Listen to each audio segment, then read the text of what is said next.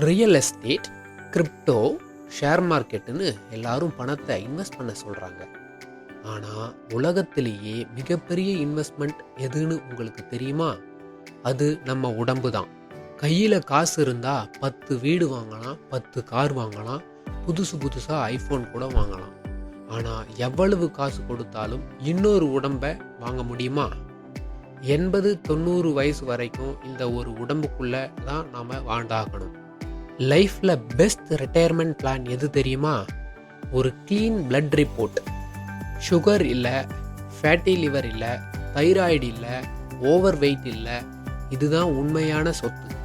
மாதம் ஜிம்முக்கு பில் கட்டுறதும் ஹெல்தியான ஃபுட்டு சாப்பிட்றதும் வீண் செலவு கிடையாதுங்க.